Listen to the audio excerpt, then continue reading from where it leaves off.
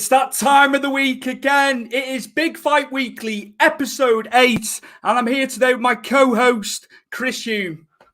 How you doing, fella? How are you, mate? Yeah, not bad. Good. Got plenty to cover this week. Look, got quite a bit to get through. I think first things first, we'll start off with the UFC Fight Night main event. Marvin Vettori steamrolling Kevin Holland on Saturday night. We got it Saturday night, didn't we, Chris? So, yeah, I'll go straight to you on that one. Wasn't much any difference to what we spoke about when Dave was with us last week, was it really? I thought it was going to be pretty much Vettori with the takedowns. I got to give hats off to Holland for stepping up. Was it 2 weeks ago? Was it 2 weeks short from Derek Bronson fight? You know what I mean? 3. I think it was 3 if I look back at the time, because I remember saying, anybody taking a fight, on 3 weeks from his previous at short notice, you got to give props to the guy. But yeah, sorry, mate.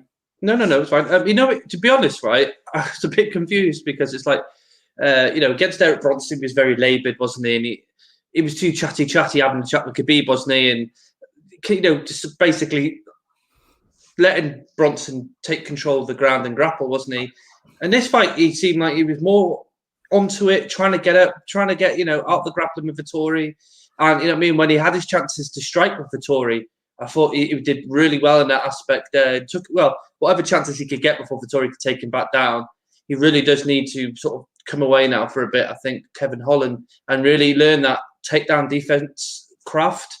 Because I think once he gets past that, I think he'd be a really, really strong contender. Because his striking is fantastic. He was trying his best, but it was a double leg one. Vettori knew let him swing a bit, and then I'll go and take him down. And the control time, the figures on each round, I think the tank of Vettori really big. Considering he had them on the ground and it's a 5-rounder.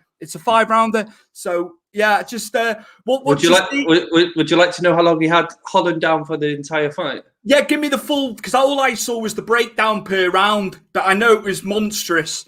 20 minutes and 1 second he had Holland down for the entire fight.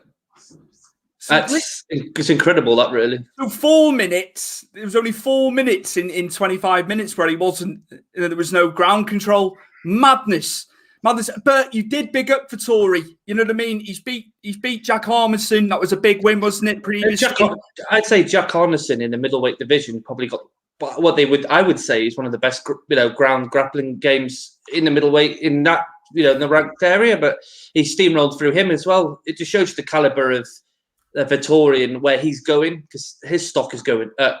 I wouldn't say Holland lost any stock in this fight because, for this time, he really did try. He did get up and he did try and scramble. He tried to take Vettori out when he had him, when they're both striking and they were trading. Vettori got some good licks in as well when they were striking. But it's one of those, isn't it? Grappler's always going to beat a striker. How long for Darren Till in terms of recuperating from the injury? And then, because that's got to be made. That I know, it's obviously rescheduled for this, and then we're waiting on Darren Till. And I did like Darren Till earlier in the week last week when he said, "You've lived in California for years. You make out you're Italian. You've been down in California. Like you can't really mix it with trash talk with Darren Till. I don't think."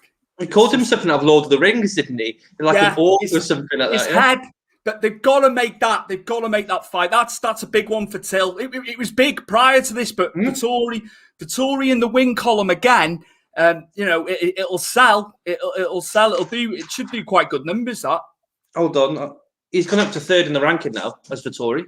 So he's gone past Darren Till, which is well deserved. It's well deserved. You know what I mean? Because he's been on such a good winning streak at the moment. So I'd say, he could face Till next.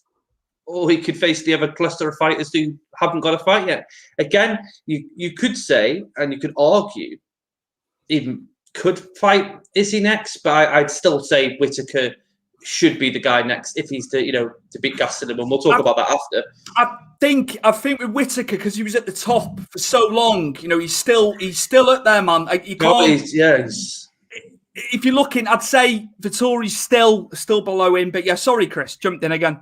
Did you, going back to the fight as well, did you see I was really impressed by Holland with this as well. And I didn't realise the same time, he was in the same choke against Derek Bronson. Did you not notice when Vettori got that Holland in a really, really tough head and arm choke, and he sunk it in quite deep? I thought he was done. I thought Holland was done. So he's, to be God Almighty, how you can get out of those things, because you're talking £185 man at the end of the day. Yeah, push shoulder. You have to sort of tuck your head in and then push in with your shoulder when you got a head and arm choke. But again, he's a black belt, so he should know. Yeah, in a way, he's getting escape routes from that. He must have been knackered as well. On top of that, you're sinking a choke in, but he must have been tired on his back for that long as well. So to come through that and not be subbed, Chris, I think that's commendable on Holland's part. Where next for Holland? Where next for Holland now? It's 2 losses against big contenders in the division. Can't take anything away from Kevin Holland. I know you're hot on Kevin Holland and he'll come back. He will. Who would be feasible next for Kevin Holland in the middleweight division? Well, firstly, for him, I think Sean Strickland's fighting next, and they're quite. I watched some of the guys talking about this about Holland when I was looking through the ranking, and we're trying to work out where would he go next. Because I think, in fairness, I'd probably say to Holland, give him a striker now. He's had 2 grapplers, and it hasn't fared well. No, it hasn't fared well. So maybe go and give him just a striker versus striker. And Sean Strickland, I think he's fighting. End of this month, before he's fighting the beginning of May, and he likes to shit talk as well. They like both, so it'll be quite interesting to watch, as they fight along. That can sell, mate, a bit of trash talk. I tell you that. Yeah. I think it'd be a better fight for him just to get back on the road. And like I said, he hasn't lost any stock from this fight. I think, if anything, actually, his stock's gone up a bit higher since the Derek Brunson fight, because he's, you could see that he was really trying, and he was really trying to, win the fight. I'd say Sean Strickland, someone down that area. I could say that there's Uriah Hall, Weidman.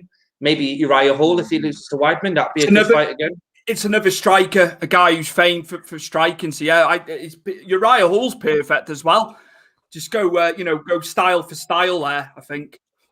Just to ease him back in it. I wouldn't give him Weidman, because Weidman, you're just going to, well, depending on what kind of Weidman you've got, but it's getting going to the wrestler, isn't it? Just give him something to get his confidence back up, and then he can work heavily back then on his takedown defense. And, we could see a different Holland in the next maybe year or so. A fantastic win for Marvin Vettori. Moving on, it is UK fighter Arnold Allen. We're hot on Arnold Allen. Get your words out, Stu. Hot on Arnold Allen. He's training at TriStar, so he's there with GSP, and Raf Sahabi as well is there with him. Big camps for him, as you've alluded to in previous weeks. A fantastic victory against Sadiq Youssef. I think 29-28 was right on the scorecards, if I'm honest, because I think his significant strikes on Youssef, he had a better percentage, and he threw more punches, didn't he? But that wasn't just the story of the fight, was it? Well, he dropped him he dropped him in the first round. I thought Allen did what he always did. He didn't stay static. He moved back and forwards. He circled. He didn't let Youssef come in and hit him with an overhand right. And I told you about this last week about Youssef likes to use the overhanded right instead of a jab. So he took away the power hand of Youssef, and he put him against the cage. He roughed him up. He did everything that Allen always does in his fights. But he's not a single target. He's always moving along. I was dead impressed, because Youssef, again, is a really good fighter. He's beaten some good guys coming up as well as Allen has. So it was a good test, and he passed it. And now you've got to say there's bigger fights for Allen now, because I think looking today he's 8th ranked now in the division. So he's gone from 11th to 8th. So there's now some big fights for Allen to have now.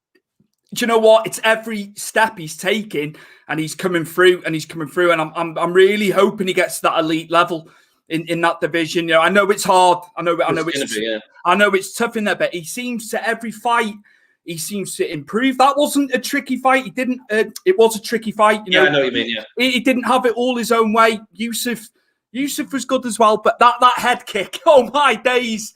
It didn't look like he caught him as well. And then you look at the replay, he caught him. Just the weight of the back leg that obviously made him fall. But he had Youssef on the chicken dance, didn't he? At that point, but good for him. He didn't rush in and then waste a load of energy trying to put Youssef out the fight. He took his time, picked the shots when he took him down. Youssef fell down, No, I was dead impressed. The only worry I had is in the third round, and the fight was close. It wasn't Alan didn't blow Yusuf away. Alan, was strategically very good, and used Franz Harvey's sort of game plan to win the fight. I'd say at a push, Yusuf probably won the second, and I mean by minuscule. It was marginal. Wasn't it? Yeah. But then actually, I'm not wrong there. Actually, sorry. Alan won the first two. The third round, I think Yusuf, won the fight because his output was a bit more. Where I think that's what my worry was. I thought Alan gassed quite hard in the third round, but he did put a lot of effort in. Circling and ducking and diving and bobbing and weaving. It's going to take a lot of toll out of you. They both look a bit gassed at the end. But the only thing I thought to say, the third round, is Alan used his noggin, has just kept them pushing up against the fence, making him work. So he's not out in the middle of the octagon and then has a chance to be obviously knocked out by Yusuf. But no, I'm dead impressed by him. The only way is up now for Alan. I always ask you about this, like who would be next, who'd be feasible. I have to ask because I know you're going to give me the answers. He's now up to 8th. Mm-hmm. Who next for Arnold Allen? Hopefully title contention, as you've alluded to. Who would be the next opponent? Who would you like to see him come up against? I had a couple, but then go opponents, Chris. No, I did have a couple. I had Shane Burgos versus Barboza, the winner of that fight, and then obviously I've said to you about Josh Emmett, but he's obviously I think he's just below Josh Emmett now. But there was another fighter I thought that would be a really good fight for him. Calvin Kattar. I know he's just come off against Max Holloway, and then obviously he took an absolute beating from Max Holloway, but he's still a really good fighter, and I think that would be a good fight to have. You're talking going up the levels. I would. Kattar is still handy. He's still a handy fighter. He's there. He's come up against one of the pound for pound best. You know what I mean? At the end of the day, yeah. I think that fight would be good for Arnold Allen personally. Him and Kattar. Once Kattar's obviously sorted himself out, and because obviously he did take a lot of damage, so we could probably see September, October Kattar fight again. But that would be good for Arnold then, to transition into that. But yeah, I was dead impressed, and that should be the fight to make. So yeah, Arnold Allen coming through, passing another test, making his way up from 11th to 8th in the division, and we're really happy with his progress. Great to see a UK fighter. In an elite gym over in Canada, training at TriStar with GSP. But moving on, it's a Welsh fighter now, and it's another UK victory. And it's Jack Shaw who took on Hunter Azor. And yeah, Chris, what did you take away from that fight? I'll ask you firstly. I'd say very impressed, really, really, really impressed. Only because when we had Dave on and we were talking about this fight, because obviously Dave Feltner obviously must have known who Jack Shaw was.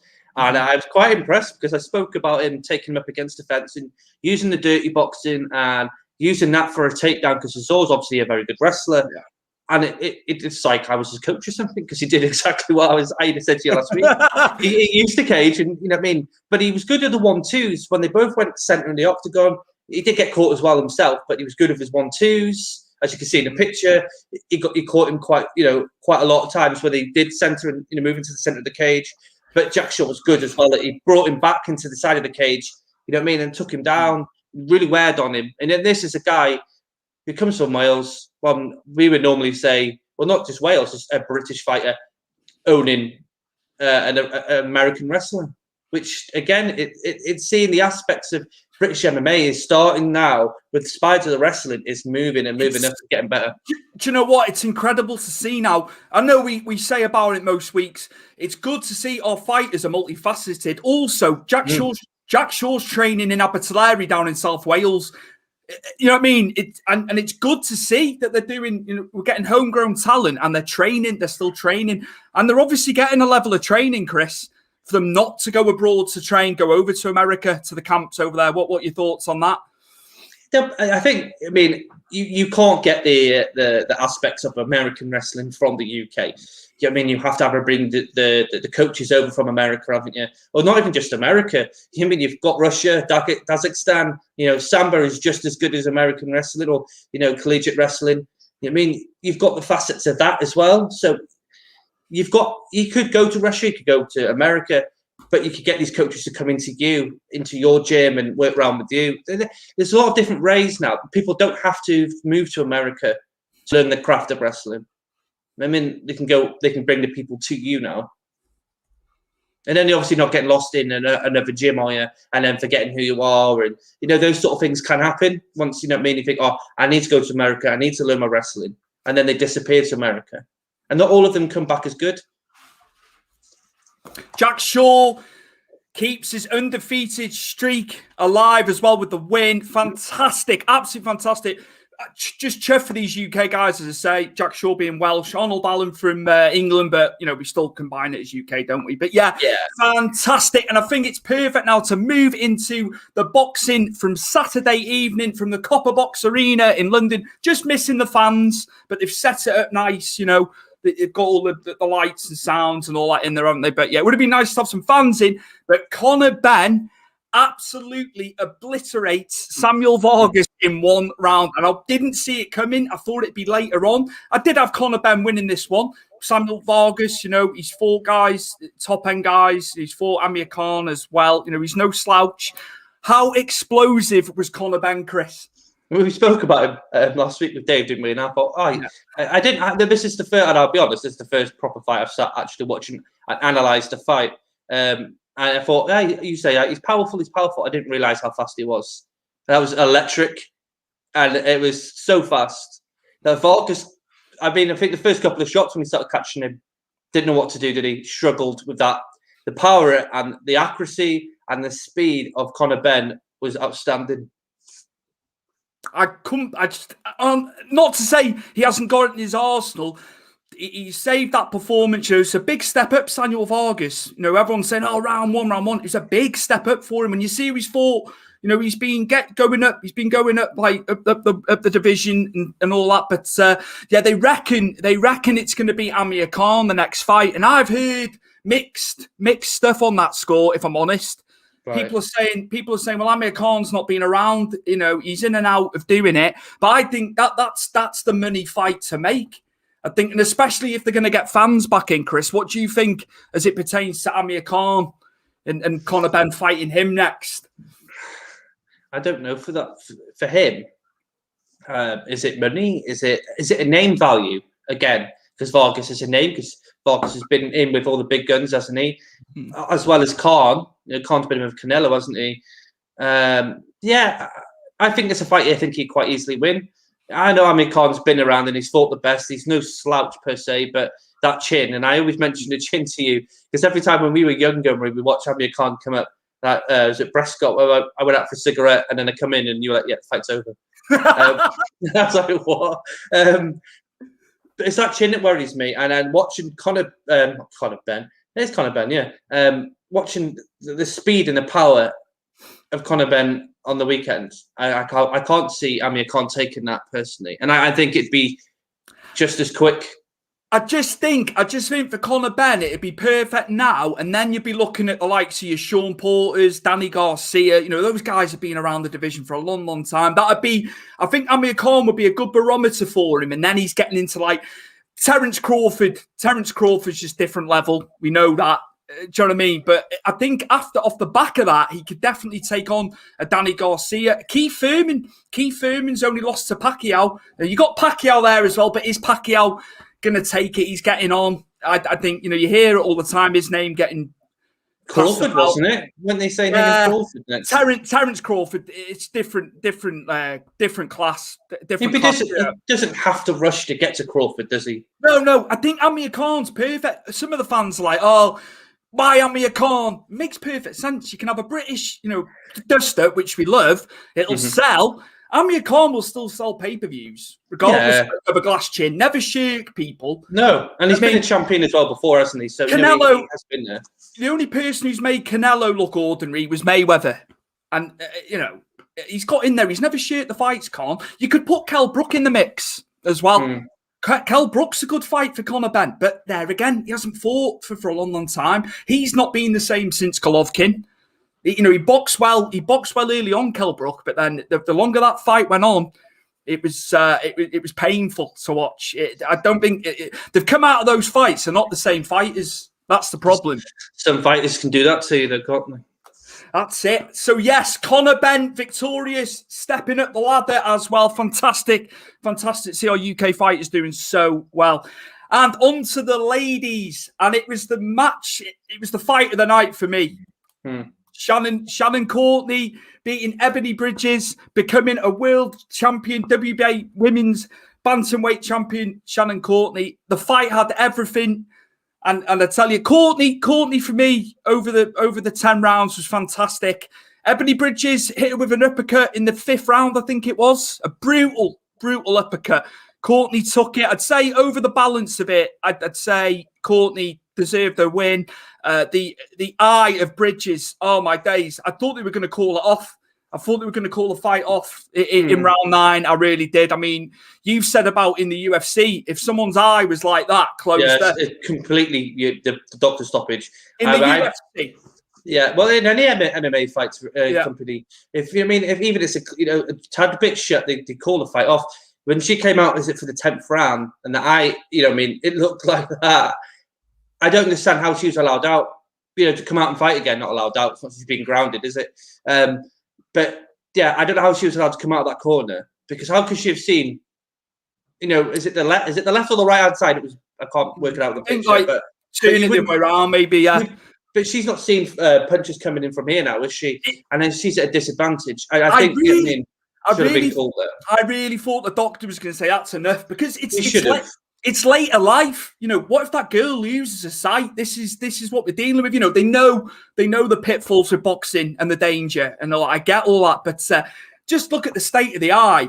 I think the only thing I can remember similar, but it was obviously different, was Mark Hominick in the UFC with the hematoma out the side of his head. But it wasn't his eye, was it? But that was.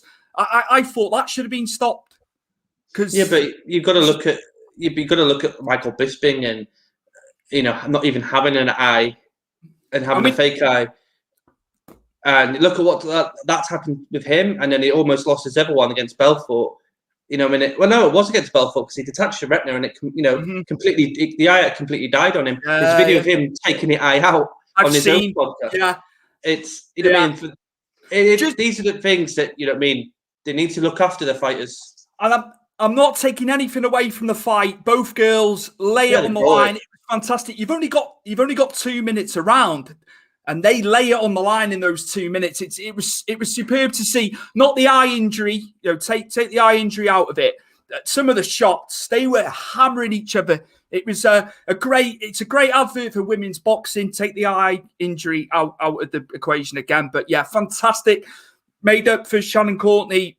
She's a world champion now. First time she's got the belt. So, yes, I'm moving on to another women's match. We had Savannah Marshall against Marvia Lind. I can't remember her name. Lindberg, that's it. Swedish lady. That was totally poles apart from the previous thing we've just spoken about, the previous fight. Marshall just absolutely dominated. You could see the end was near. I thought it was going to get waved off sooner. Absolute domination. She's retained her title. So, yeah, Chris, what are your thoughts on the ladies? I'd just like being going back to MMA quickly. It's like every time they step in the octagon, it's like these ladies this weekend stepped in the ring. They bring it. They have a point to prove. They're not just there for showcase. They really are there to show their skills. Definitely, I think, brought up the ladies fighting in boxing this weekend, and they showed that they are as good as the men. Mm-hmm. I know that impressed me, and they should be on more cards. You should be seeing lady fights on more cards. Going forward. Savannah did amazing at amateur level, Olympic level as well. It's good to see our girls over here getting world titles, and Katie Taylor as well. Obviously, I know she's Irish, but you still want her to do well with her being Irish as well. It was fantastic, great performance. As I say, I think it should have been stopped before that. It was just one-way traffic, this one. Two different type of fights, really. Utter domination in this one, whereas it was quite close in stages, the previous fight. But yeah, fantastic. Made up for UK boxing at the moment. It's going very, very well. So yes, and it is time now to go to a news story about McGregor and Poirier over a charity foundation donation that Conor McGregor was meant to make to Poirier's charity, and it hasn't happened, Chris, has it? And as you can see there, the graphics there for everyone to see. No, yeah, just have a quick read while you can if you're watching it. I got caught out with this because I was just scrolling through Twitter the other day, and then just saw these two start going at each other. I thought, well, my feelings is I think that Dustin Poirier has made Conor McGregor look stupid, and he's embarrassed him there. Really embarrassed him there. You mean I get like when you read Connor's and he says like he wants to know where his money goes because there is a lot of rumors with charity, isn't it, that money doesn't go exactly where it should be going. So I mean it's, but if you're going to offer to pay, you need to pay. I know Khabib paid about $200,000 to the Good Fight Foundation when they fought. You know what I mean? But not every penny went where it should have gone. Yeah. As far as I know, yeah. Yeah. I think Conor would be good for it. To be fair, as well, he's got that, and I'm sure Poirier every dollar will go to where it's meant to go. So yeah, sorry, Chris, I jumped in. No, it's fine. I just think it doesn't look good on Conor, but then not knowing the ins and outs, because Conor does put money into charities. He isn't selfless. He is selfless, isn't he? He does go and put money into charities. So I don't think he's. I don't know. Has he purposely done this, going into a third fight to build it up? I was just going to say, you just don't know. It's. I think it's been done to fuel the third fight. You've just hit it nail on the head. This is how you sell it. And then they were friendly at the end of by the end of the second fight, they were friendly in the build-up, actually, weren't they? And now we're going to have all this, we hate each other, but it's like, no, you were friends in the previous fight. But it will sell. It will sell. And he's come out and said he doesn't want to fight him now, then. Can you see it not happening? No, I know what it is. I know what he's doing. But, Conor is the master in, I'd say, all combat sports at selling a fight. He knows how to do it, and he knows how to rally people up. And I think he's thinking, well, I can't get to Poirier now because he's beating me. I feel, the hammer is on Poirier's hand. What if I don't pay his donation and then piss him off that way? That's a good way of getting into his head. So when they come to fight, he's got back in there again. They know how to work social media and stuff. It was to get it to build up to the fight, which, the charity and what it does, forget the fight game and all that, but it's kind of come away from the charity now, hasn't it? And they're having a slanging match, a supposed slanging match. I bet they're friendly behind the scenes. But yeah, I bet he pays the donation after the third fight. Oh, I bet he does. Yeah, if he said he's going to do something, to be fair to McGregor, he gets bad press, good press, doesn't he? Oh yeah. In equal measure, he will be good. He will be good for that donation for Poirier's charity. I should well imagine. Well, you'd like to think so, wouldn't you? I think it's perfect time to go to break and see what Powered 4 TV has on offer on demand.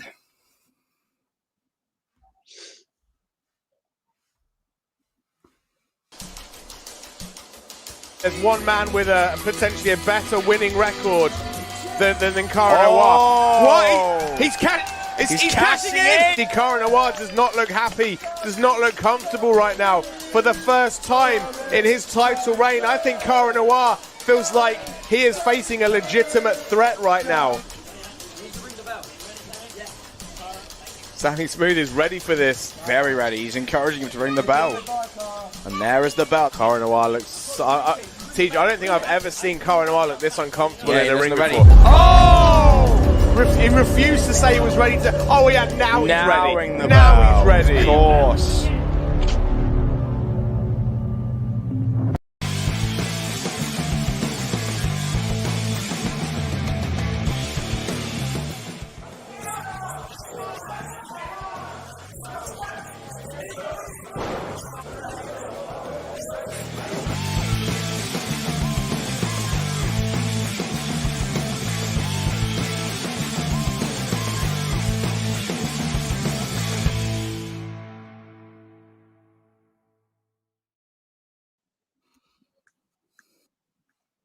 Hi.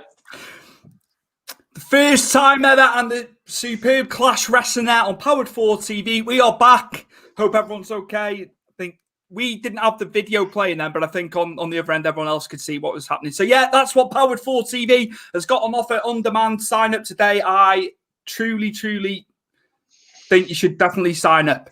Yeah, Right. do it.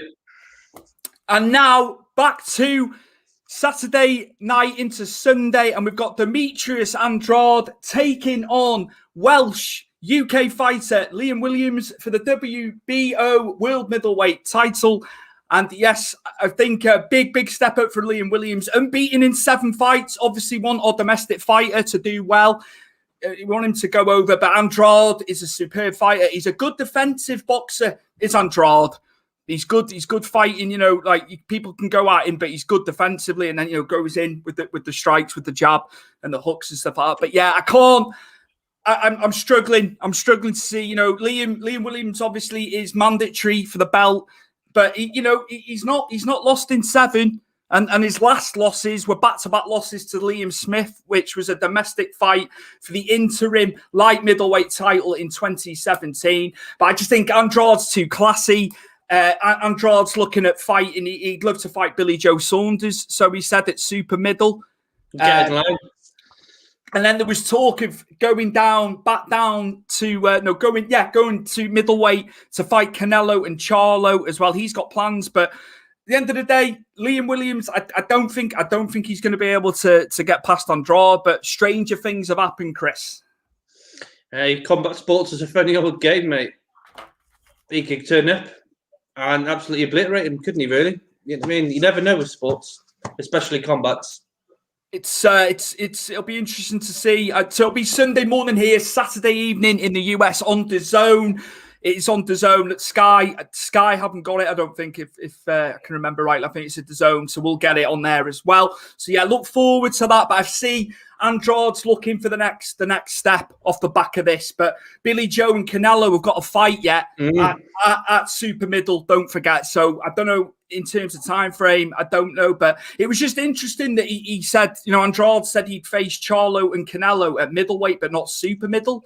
When you know, Canelo's up at super middle anyway, so I don't know what division. I'm not sure on that one, Chris. How does that work then? Obviously, you're going to have to sort of educate me here. So, what's the difference between middleweight and super middleweight? 160 pounds at middleweight, 168 at super middle. So there's only an eight pound differential, but I can't see Canelo. I can't see Canelo coming down to 160. I think he wants to go up again anyway. So what would make no sense going down, would it? He's got power, but this is what I was reading. Andrade, you know, I just found it a bit odd. But yeah, Saturday evening in the US, Sunday morning over here in the UK on DAZN. Matchroom again. Eddie Hearn just has his finger in so many pies at the moment, and it will be on Sunday morning here, early hours. Yeah, I am right with that one.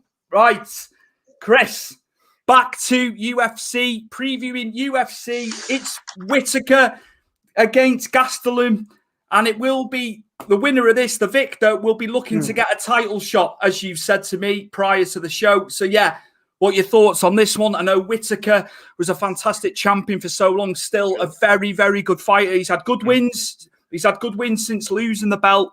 He's one of the most game fighters in the UFC, I find. But Kelvin Gastelum, he's good. He's a good fighter as well. Seen a lot of Kelvin over the years. What are your thoughts, Chris? Well, obviously they were supposed to fight 2 years ago, weren't they? On the picture that's in front of us now, that was the card until obviously Whitaker got injured. I think the night before, didn't he? And then obviously this set up Gastelum versus Israel Alessandro, which obviously Izzy won the fight then. Very close fight between them two, to be fair. I remember, yeah. I'm got my feelings in this as I've tried to sort of rewatch a couple of fights, being a pair of them recently today. And I just think Whitaker's come back with fire in his belly, that he's hungry, wants it. I don't know if Gastelum's... I wouldn't say he's on his way down because he's still young. I just think that at this point, I think he's sort of loitering between 8th and 10th, isn't he? Where I think Whitaker, I mean, it is really, really, really looking good. His fight against Cannonier was really good. His fight against Darren Till, again, was very good. You know, both of them have fought Darren Till. Both quite similar fights when Gastelum fought Darren Till, but obviously Darren Till shaded that one against Whitaker. It was, again, very the same. I think for Whitaker, like I say, he's firing his belly. I mean, he wants that title shot against Izzy. He wants to right the wrong, doesn't he? I think he'd be too fast for Gastelum. I think Gastelum's quite slow and wants to sort of get in amongst. Am I right in thinking years ago Gastelum was at 170? Am I right? How the hell? Ultimate fighter as well, yeah. He's a big. He could never make weight, could he? I know he's in middleweight. Was obviously the natural division in the end, but I always remember he found it hard cutting at welter, didn't he? He had big issues. He's a big frame lad, really. When you look at him, sorry. No, it's fine. It's just too small, isn't he, for middleweight? I mean, a lot of people. I think he's is he just under 6 foot, isn't he? Or maybe he's just on 6 foot. Everyone else is, towers above him. No, I've got Whitaker for this, and I think Whitaker's going to finish him, and I think he's going to do it emphatically. I think he's just too fast. What Whitaker is, he uses his kicks, doesn't he? He uses his jab really well. You saw it against Darren Till. He was in and out.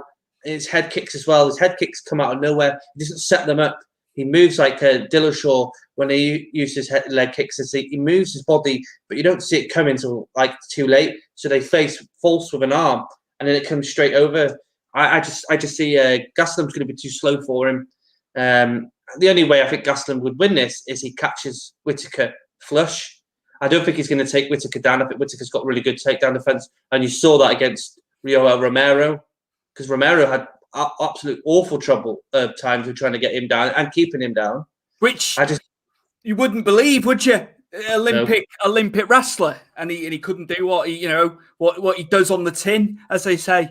Yeah, I think Whitaker's going to have too much for him. I think it's just the speed aspect, and it's just all-round skill set of Robert Whitaker is really, really good, and I think it's just going to overload Gastelum because he's not going to know what's coming, and I think it's just going to shell him up. And I think he'll either be a TKO or KO finish, and it'll be way before the 5th round. I reckon this will be by say third, maybe early 2nd. That's cool. No, it's well surmised on that. Is that at the performance center? Last one. Right. Okay. Because we've seen celebrities they've had I saw Travis Barker was there, wasn't he, with Khloe Kardashian? Was it sucking a finger? Or was it the thumb? I thought he was sucking. The picture? I thought he was sucking on a lollipop, wasn't he? When I saw, I was having a thumb or a finger because I paused it, and Alison's like, what they do now? Obviously, Machine Gun Kelly was there, wasn't he? Just while I'm thinking on an extra bit, how are you finding that Venom are doing all the apparel now? I found Reebok too streamlined. It was the same. What are your thoughts of Venom? And then I'll chime in after you. The new deal. I'll start with the actual clothing, should I say? The clothing look really nice. It looked different, and it looked like Venom really made their own. But Venom, I always thought Venom were quite good as well as a company. Years ago, I always liked the T-shirts and stuff. They brought out when them and Bad Boy were quite prominent in the US MMA market. No, they were really good. The only shit thing here is the pay, and reading so much about it and knowing that they're only getting 2,000 more than the Reebok paid them, and I think the champions are getting 5,000 more. I just think personally, it's awful for the fighters. They should be getting paid more. But will they just see how many? Will they just see how much they sell in terms of merch? Is what I'm getting at there. Maybe they'll gauge it on sales, won't they? If the sales improve and go better than expected, surely they'll give them more. I'm not 100% sure on how it works, but I think looking at it, you had to you had to make 10 fights before you made, I think, over 10K. 10 fights in the UFC, and I think it's between 2,000 and 5,000 for the lower rank fights. Mm-hmm. If you fought once or twice, I think it's a hell of a lot of money for people to. I'm not saying a hell of a lot of money, so it's a lot lower than what I thought they would have been. I thought they would have done 10K from the first fight, then 15, 20. I was a bit disheartened for the fighters because I still think, and we spoke about this weeks ago, they should be being paid more. What do you think about the personalisation of the apparel as well? I heard John Anik, he was saying about getting a hoodie or a jacket, and he's going to get it personalised on the back. I think the stuff looks amazing. It looks MMA. Reebok is a sports brand for any sort of sport, whereas Venom is an MMA apparel company. Always has been, always will be. As you say with Bad Boy, I think they're going to be more in tune with what will sell. I think Reebok, they're covering that many different sports. It's just, I think, I'm happy. I like the Venom stuff. I'm like you. Yeah, no, I totally agree. It looks the real deal. I remember when Reebok first came out, and do you remember the whole big stage they did before the fights, didn't they? And people complaining they were getting the names wrong. This one stands out, right? And it was like they showed a picture of Gilbert Melendez. So they had Gilbert Melendez, but they called him Gil Blanc. Oh no! And there was loads of fighters when Reebok came out didn't spell the names right. You'd hope to God Venom, after all these years of being in the industry. I'm far from perfect. Don't pretend to be perfect. I've fallen my words when we're doing this. I have done earlier. Thing is, mate, that's rule 101. That get it right, get the writing correct, the name of the fighters. That's just rule 101, surely, isn't it? I'm a stickler for stuff like that. How can you get a name wrong? It's up in lights, it's on billboards, it's on posters, the week of the fight, the build-up. So yeah, man. It's all on the internet as well. If you're not sure, check it, surely. But hey ho, that's a story for another day. Producer John has said there's loads of comments and questions come in. So John, if you want to fire them at first, then we'll get into, we've got a couple of features at the end. So we'll do the comments now, I think, because we've got quite a lot. Yeah, fire away. We want you to be a part of the show as well, viewers.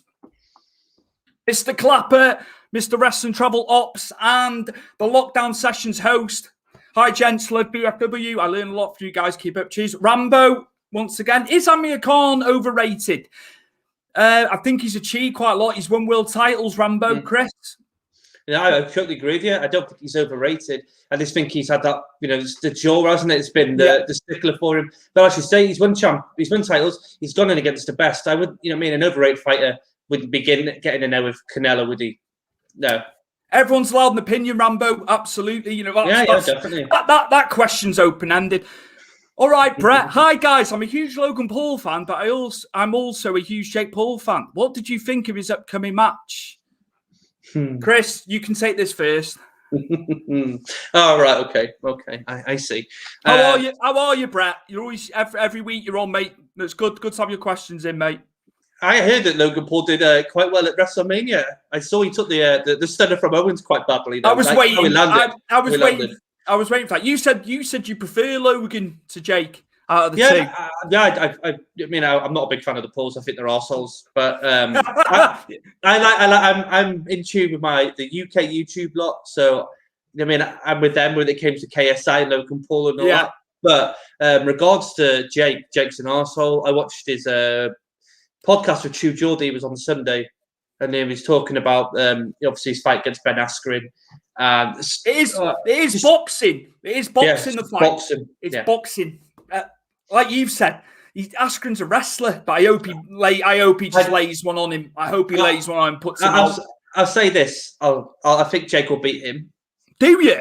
Do you not think? I know he's a wrestler, but he's still. I know he's not a striker, but surely because he's done it and trained in it, and that guy's white collar, man. Yeah, but the thing is, he's still been training for a couple of years. Is Jake Paul? And I agree. I'd like Ben Askren to chin him and put him down. Ben Askren isn't a striker. The only thing I can think for Ben Askren is we can take Jake Paul's punches and take him into the later rounds. And then, that's obviously where could he gas Jake Paul out and then control the fight then? I just don't know. I think Jake Paul, he doesn't look bad when I've watched him, but he's not a boxer. He's a celebrity boxer. You know my views on him. I think he wins. Wins. Brett, no disrespect to you either. You obviously like the guys, and that's cool. You know what I mean? You can like who you like at the end of the day. We're not all sheep. You don't follow one another. But I hope Askren absolutely smashes him. I hope he lays him out. I hope we'll see some boxing that we've never seen before from Ben Askren, and he lights him up and puts him on that canvas for the count. Right, Mark Lloyd, boxing doesn't know how to promote female boxing correctly. Like Dana and WWE have got a better grip. Ronda, Charlotte, Bianca, Nunes. Who was the British boxer? She ended up on bloody Strictly. Nicola Adams, who's in the Olympics, but she had a bad injury and had to retire. Did Nicola, but she was doing well. She's doing well. I get what you're saying, Mark. I get what you're saying in terms of the boxing, but I think they're starting to make it a little bit better. I think Katie Taylor has been a fantastic patron for women's boxing. You know what I mean? And she's made a name over in the States as well. But yeah, I do think it's been commonplace with the UFC, Chris, with the women. So we'll start there with you on the UFC, with the ladies. Because Ronda, isn't it? Ronda is the one that got the ball rolling. It was Ronda in Strikeforce. I mean, you still had your Carreros, you had the Cyborgs, you still had all them before Ronda Rousey came on the scene, but they just didn't do it. No, Gina Carrera obviously went off and did acting, and less said about her with all the political views she's had at the moment. But she was an accomplished fighter. Obviously, everyone knows who Chris Cyborg is. She was a monster. She did get popped for PEDs, which I think was at the height of her Strikeforce. And then you had Ronda Rousey, you had Miesha Tate, you had Nunes, who was in Strikeforce when UFC bought them. It wasn't a known commodity at that point, but obviously everyone knows who she is now.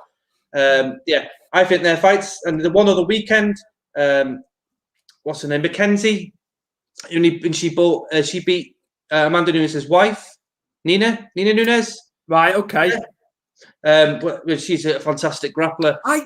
I love watching ladies' fights because they do bring it, and they've proved so many points. I'm a firm believer with this boxing, Mark, Chris, and I'll tell you now that our fighters are starting to get world honours now, and it'll be on the upsurge, the boxing. And this 2-minute rounds, I know I've harped on about it earlier. 2-minute rounds are perfect because they go for it even more. I know the women in the UFC, they go for it, in a 5-minute round, and they haven't reduced the time, and they go for it. But I do think it's appealing because the girls have got 2 minutes to it just makes them want to go for it. They're not as defensive.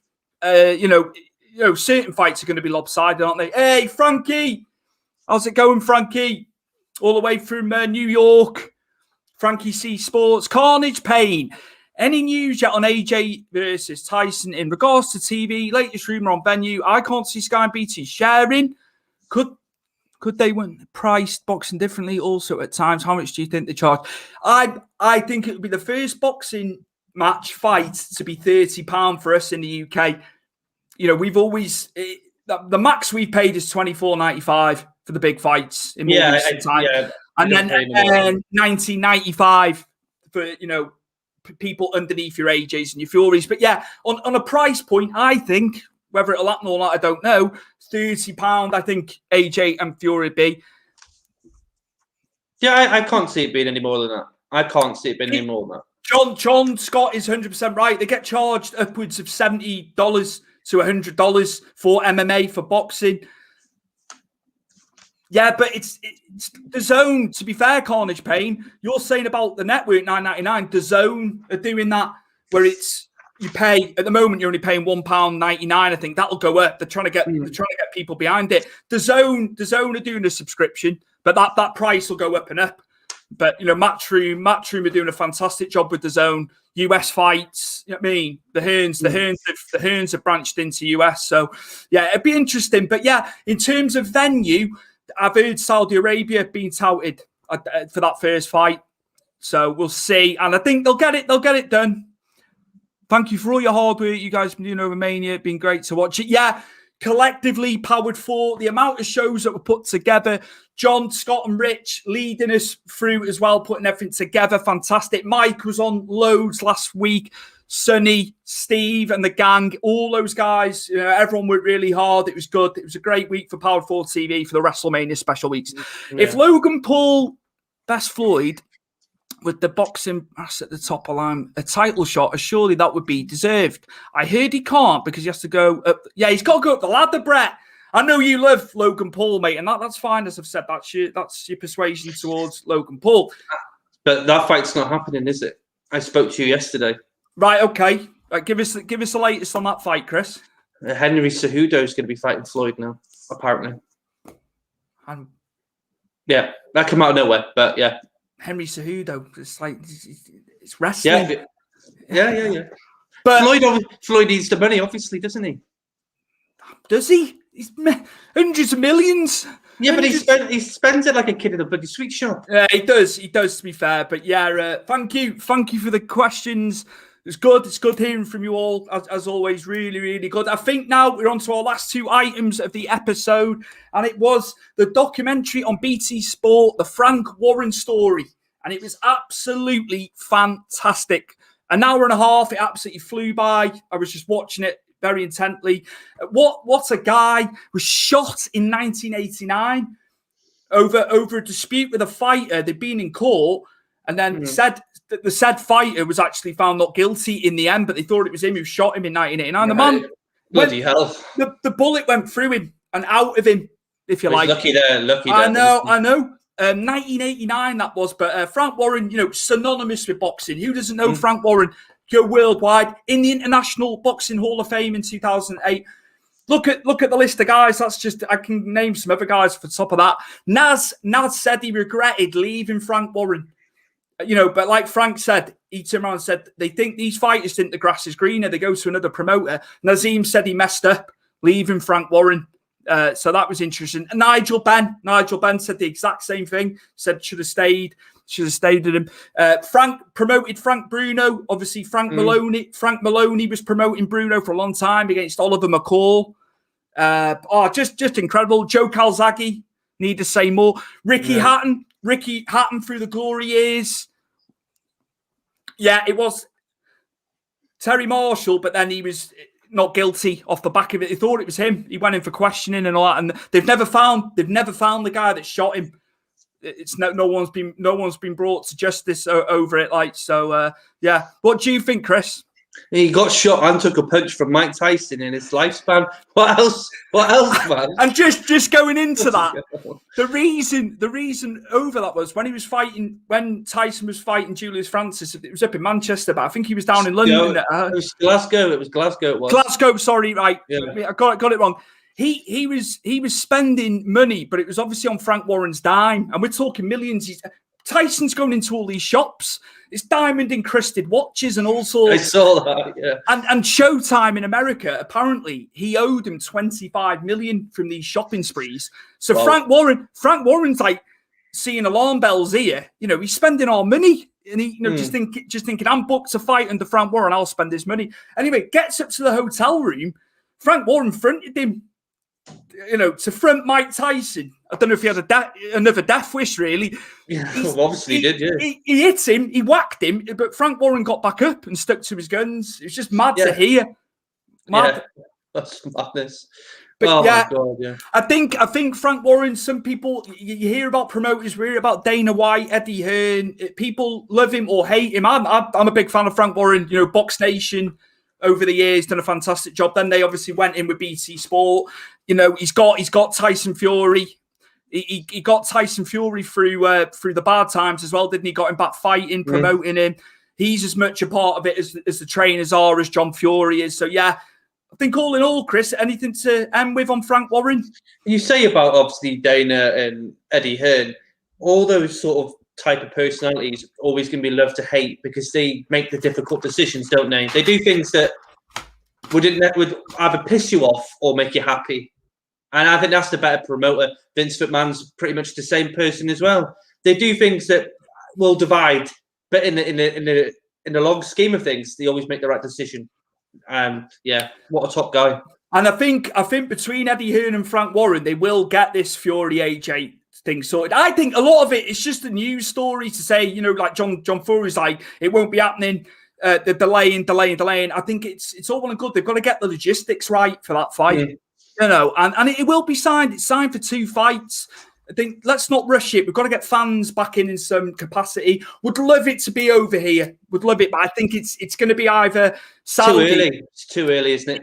I think predominantly it'll be Saudi Arabia, but maybe America, like Texas or Florida, maybe. But you want the UK fans in for it, don't you? I know, but I was listening to Eddie Hearn say something after this weekend's boxing, and he even said the likelihood of them getting 100,000 people in July, because they want to do it in July, don't they? It's not possible. It's not possible. And it's a shame. Maybe the second fight could be in the UK. It's to keep it newsworthy, all this. We'll pull the plug on it. John Fury can't pull the plug on it. It's Frank Warren and Eddie Hearn have just got to get the terms down. It's not as easy. Everyone's a promoter as well. Fans. Yeah. The fans, they couldn't promote. They couldn't promote if they say these guys make the millions for a reason. They're good at it. They're good. They'll get it done. I reckon there'll be an announcement by May. There'll be an announcement by then. Chris, lead us in to the special feature this week. Most weeks we have a special feature. We're going to do one this week. I've put it to you. Go on, Chris. Well, I want the viewers involved as well. People make your comments. So basically, me and Stuart have come up with a plan. So we have got a heavyweight and a light heavyweight. So you can either pick current or past. So what me and Stuart are going to play promoter now, aren't we? Matchmaker. Yeah, well, I don't pertain to being a promoter, but I'll pretend. Well, I'll be a faux promoter. That's what I'll do. So the thing is, it's like we're going to say is we're matchmaking and we're Dana White, where we've got the fights at the back of us. So we are going to go and make, we'll not say a card, we'll say a co-main and a main fight. So predominantly the main fight would be for the title. The co-main would be the co-main, basically. But obviously we'll give it 5 rounds because it's fair, isn't it then? But like I said, it's up to you where you want to go. Like I said to you in the chat, you can do Liddell versus Jones. You can go wherever you want with this. You can do people in the present, can't you, as well? Yeah, you can go current. A match that hasn't happened, but I know the past. But yeah, start us off with it, Chris. The division in the match. Do you want to go heavyweight? Start off with the big boys, mate, where the big boys play. Saying that, there's a lot of big boys at light heavy. People have got power in there. But yeah, go on. Go with heavyweight. Go on. I'll do the main then, and you can do the co-main. Yeah. So I was going for this one. I picked this one. I've looked, and you know me, I love Kane Velasquez, but I've left him out of this. I was going to go for the big one, and this is a money fight now, yeah? A money fight. And this is something that was very close to being made years and years ago. I was going to go for Fedor versus Brock Lesnar. Hey, I piqued you already. I piqued your interest. My word. Yeah, it was such a shame with Fedor. So close. They needed to get him over, and it just didn't happen, did it? I mean, he had a great career, but he needed to be under the UFC umbrella as well. I'm going to go with a guy that was fantastic, like a great striker. I think didn't get enough praise. Took a lot of losses, had his wins. I'm going to go with Mark Hunt, right? And I'm going to put him in with the heaviest hitter in current terms. I'm going to go with Francis Ngannou. That might go only one way only, but I think Mark Hunt could land a few on him. He was a good striker. He was a good striker. Maybe it's a co-main. To Fedor and Brock Lesnar. That's good. You all put Mark Hunt in a really difficult spot, though, because Francis Ngannou, he's going to have to get in. He'd have to get in and take a shot. But you're going for bangers. I don't think Mark Hunt gets enough praise. He came into UFC. He was older. He'd done a lot. Poor record coming into UFC. And he came into some of them fights. I know they chalked off Lesnar because he tested, and all that. But loved watching him, because he was balls to the wall, wasn't he? He loved his walk-off knockouts, wasn't it? That's what he was known for. And he knocked out Roy Nelson. How many people, not now, but then, could tell you that he knocked out? Yeah, Roy was a tough cookie, man. He had to, he was close to getting a title shot. He was unlucky against JDS. That back kick obviously ruined it, and then he was against Verdum. He was for the interim before obviously the Kane fight, and he was so close. Was the KFC King, as Ariel Helwani calls him? Good fight. No, that could be interesting, but someone's going down. In current terms, and where Ngannou is as champion, it's Mark Hunt is probably one side of the affair. But I'm just looking at it from a striking thing. If he could land a few, maybe you never know. You never know. He was powerful, man. Like overhand, like, you know what I mean. If he can get in inside him, yeah. Lead us in now with some light heavyweight matchups. Right. Okay. I'm not going to pick Jan because I still think Jan Blachowicz would last 2 minutes. I've seen a lot of people argue this because they currently think that Jan Blachowicz could beat John Jones, but I don't agree with that personally. And I'm going to go with a Randy Couture, a prime Randy Couture, and I'm going to put him against John Jones. I could say Liddell, but that would be too easy, wouldn't it? I think a prime Randy Couture who could push John Jones, and he can take a punch in his day. Love it. Mr. Raptor is here as well. All right, Jay.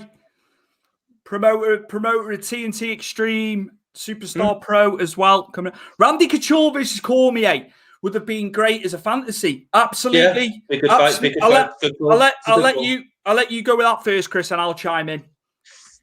It's the battle of catch wrestling and Olympic wrestling, isn't it?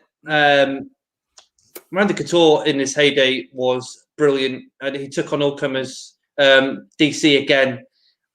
It's hard, That could easily be a draw because Randy and Cormier could nullify each other's wrestling. You gotta look at the age of Randy Couture when he was doing it as well, man. He was still having, you know what I mean? And there was these young pretenders. He took them all on, didn't he? He might not have won fights. But he got in there and did it. He got in there and fought. Machida was his last fight. Who at that point no one wanted to fight Machida. Machida was like one of those bloody colourful boxers. You're trying to put the colours together. It was so hard to sort of unpack. Randy Couture got it now. Okay, he took a karate kick, crane kick to the face and lost a tooth. But props to Randy Couture. He always will be the American hero. Do you know who I liked? Forrest Griffin. Griffin. I think Forrest Griffin versus Jan. Peak Forrest Griffin as well.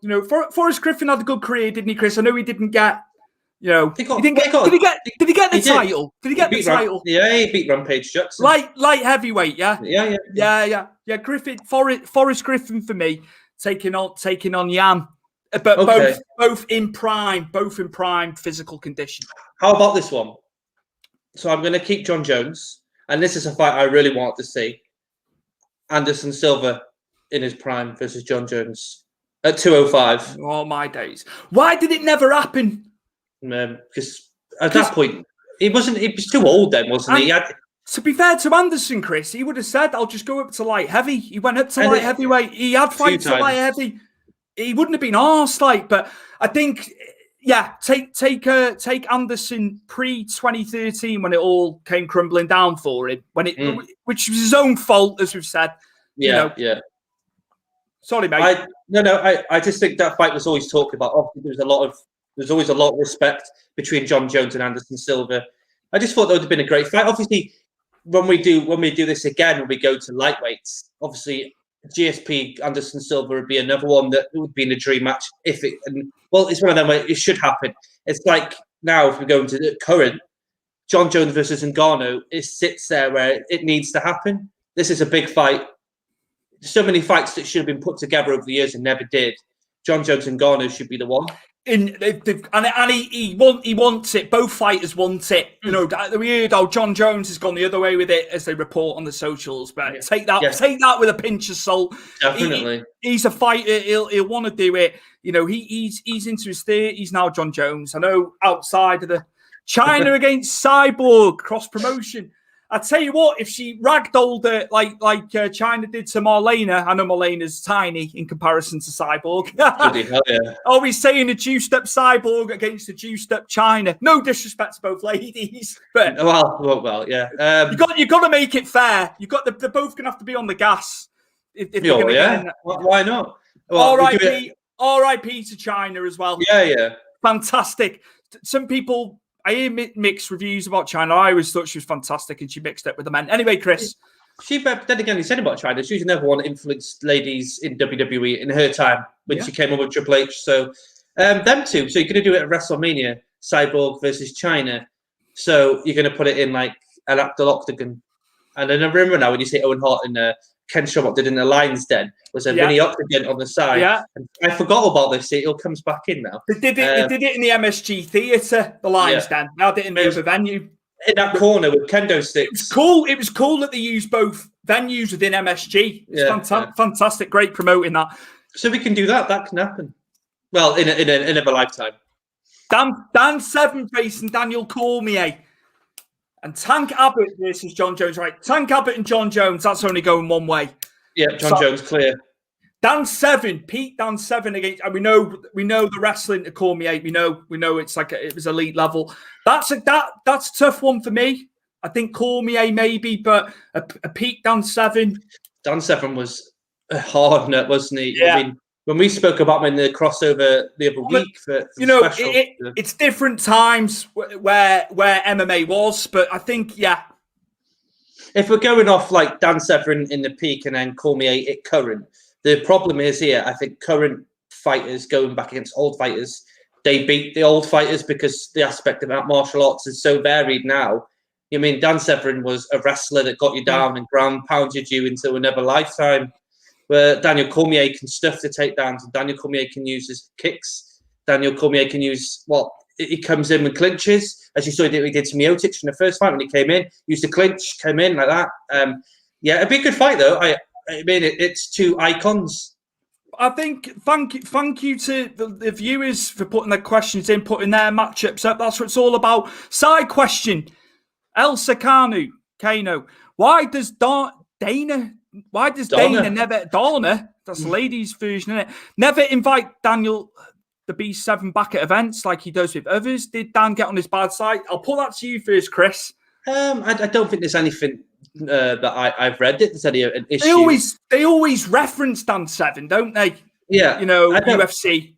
I don't think Dan Severn's older now, isn't he? I don't think he's probably maybe watches, I don't know. But I don't think he's got a problem with Dana White. I don't think Dana White's got a problem with Dan Severn. No. I just think it's one of them where you don't really see the older fighters now. You see the sign of the times, and like the Hall of Fame inductions now, it's all guys that we've seen in the last 10, 15 years going in, 20 years. The sport is still young still. You know what I mean? My days. Yeah. You can't do like a WWE Hall of Fame where they've got decades upon decades. UFC doesn't have that really. And I think what people are forgetting as well, Chris, in America, it was not allowed. It wasn't passed. It wasn't passed in the States like it is now. They've had to work with the athletic commissions, haven't they, so closely. It'd be further along, wouldn't it, Chris? Steve Blackman versus Kane Velasquez lines their match with weapons at the top. Steve Blackman is a well-versed martial artist. He was a tough man. Heard some stories backstage from, shoot interviews and stuff like that. Steve was a tough man, but I think Kane would just smother him. And Steve Blackman is renowned for being, he was a hard man. Legit tough guy in pro wrestling. You know what I mean? They always used to say that when we were kids about Steve Blackman now. Brett Thomas with his triple threat dream match there. Jake Paul versus Logan Paul versus John Jones. He's going for it. It'll be our first triple threat in a cage in a boxing ring somewhere. Well, that'd be a problem for John Jones. Wouldn't the Paul brothers team up, like say at Royal Rumble? That's what I thought. Yeah, would it be elimination, and then them two go at it for the brothers supremacy? You guys are better than IFL TD bollocks. I watch about boxing. I don't mind IFL, to be fair, Mark Lloyd. I think Coogan who does that. I think he does a fantastic job with IFL. He works closely with Matchroom and stuff like that. They've built it up from nothing. IFL. I don't shit on other people and what they're doing. I think I've heard people shitting on IFL, but they get the views. They get the views across the board. So you got to tip your hats. And they were doing it before their way of interviewing and stuff like that. They worked with Tony Bellew a lot, Chris. All the fighters know Coogan and the IFL team. You know what I mean? They've got that relationship, and they're their own entity. IFL. Do you know what I mean? They've not had to be governed by Matchroom or took over by Matchroom or another promoter. But cheers for the compliment, Mark. Come back every week. No, thank you. Yeah, we'll take that. But I like IFL, Mark. But that's fine. That's your opinion. That's your persuasion with it. That's good. Hey, I'm happy with it. Spread the word about Big Fight Weekly. Mr. Chris Hume, where can the viewers find you? We're going to wrap up now. All right. You can find me at VanHume86 on Instagram. You can find me at VanHume on Twitter. And you can find me on Powered Forward Big Fight Weekly on our Facebook page. I'm always posting. Don't be afraid to comment. And I'm Stu Palmer, and I am on at StewieP1 on Twitter, Stu's Wrestling Podcast on Facebook, Stu's Wrestling Podcast on Instagram. You can find us. We are on Twitch as well. It's Powered 4 TV, Big Fight Weekly, all lowercase, all one word. You can find us. We're on Twitch now as well. Going to give Twitch a bash and see how we get on. Brett Thomas, just wanted to say you're really good at interviews and wrestling. You were really good. Thank you, Brett. Thank you, Brett. I tell you what, though, I need Chris for this show with his MMA know-how. Absolutely, I rest on Chris. Yeah. I have to rest on Chris for the MMA. It's the same for boxing. It's the same for boxing for me. I know a bit. I know a bit about MMA, but you're so well versed. But no, thank you, Brett. The wrestling show's still going. We're still cooking. I had last week off with it, with all the WrestleMania stuff going on, but we are back next week. So yes, thank you to John Scott for producing, one of the head honchos from Powerful TV, pumping all the graphics in. Sorry about that with the ads. It was playing, but on our end it wasn't showing, so I was a bit flustered. But we will see you next Monday. Next Monday we are on live at 6 p.m, not Tuesday, next Monday for Powered 4 TV, Big Fight Weekly. Thank you very much to everyone. See you later.